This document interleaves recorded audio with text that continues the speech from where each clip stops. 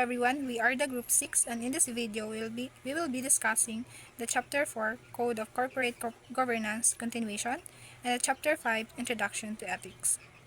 Increasing focus on non-financial and sustainability reporting. Principle 10 highlights the critical importance for companies to disclose material, non-financial, and sustainability-related issues.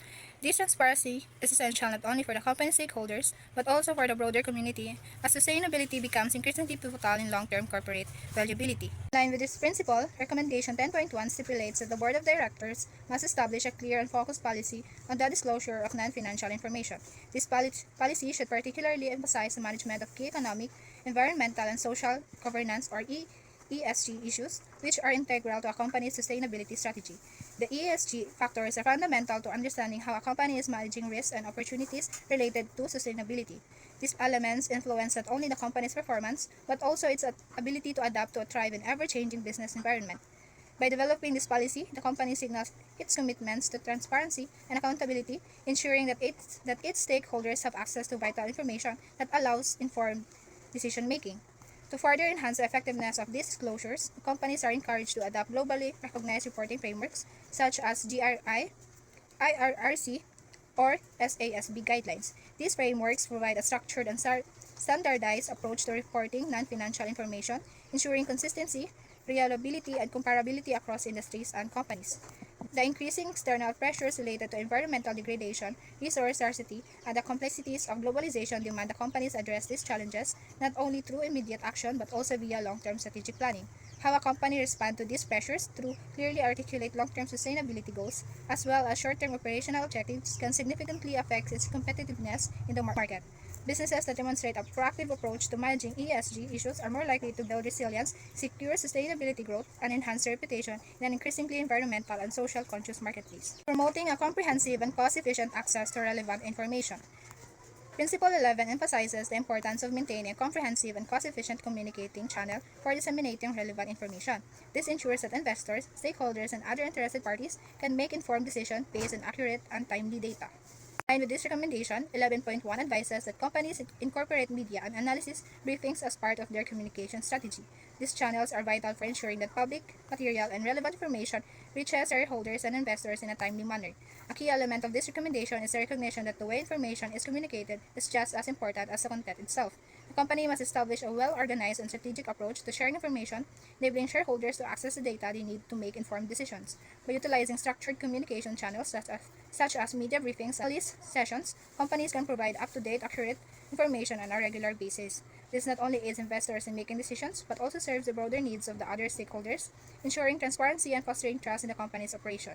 The goal is to make information accessible, timely, and relevant to all parties involved. Strengthening the internal control system and interpreting risk management framework. This Principle 12 emphasizes the importance of having a robust internal control system and enterprise risk management or ERM framework to ensure integrity, transparency, and good governance within a company. Recommendation 12.1 stipulates that an effective internal control system is crucial for overseeing operations, ensuring policies are implemented, and achieving corporate objectives. It involves management oversight, risk recognition and assessment, control activities, information communication, and continuous monitoring. Similarly, an ERM framework focuses on identifying, measuring, evaluating, mitigating, and monitoring risks that could impact a company's operations. Both systems work together to ensure safe, sound operations and effective decision making tailored to the company's size, risk profile, and operational complexity. Recommendation 11.2 stresses the importance of having an independent internal audit function within a company. This function is vital for providing objective assurance and consulting services designed to add value and improve the company's overall operations. It plays a crucial role in ensuring the company adheres to governance policies and follows an effective risk management approach. The internal audit function works to guide and monitor the implementation of the company policies and processes, contributing to the achievement of the company's objective through a systematic and disciplined evaluation of its governance, risk management, and internal controls. The internal audit team provides independent risk-based assurance to key stakeholders, including the board, audit committee, and management, on the effectiveness of governance and control processes. This involves assessing whether the company promotes the right values and ethics, ensuring effective performance management and accountability, and communicating relevant risk and control information across the organization.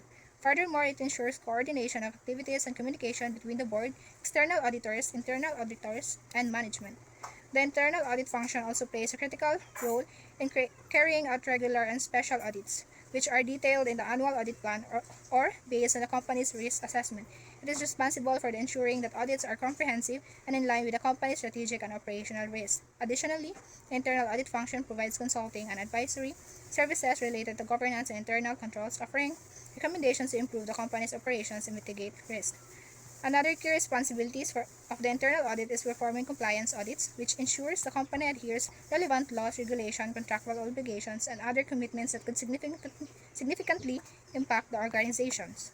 The internal audit function also conducts thorough reviews and assessment in the internal control system across all areas of the company.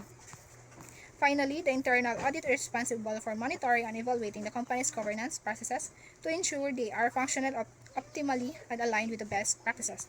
This helps to identify any potential weaknesses or areas for improvement in the governance framework, further strengthening the company's overall risk management system.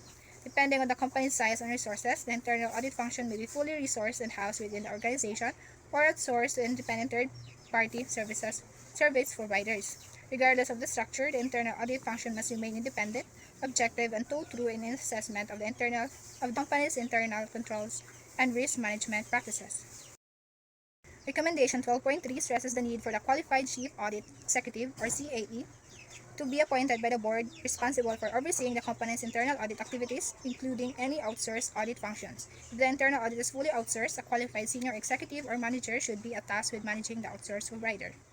To maintain independence, the CAE should report functionally to the audit committee and administratively to the CEO. Key responsibilities in the CAE include regularly reviewing the internal audit charter and presenting it for approval by senior management and the audit committee. The CAE must also establish a risk-based internal audit plan which aligns with the company's goals and communicate the audit's plans, resources, and any changes to the senior management and the audit committee.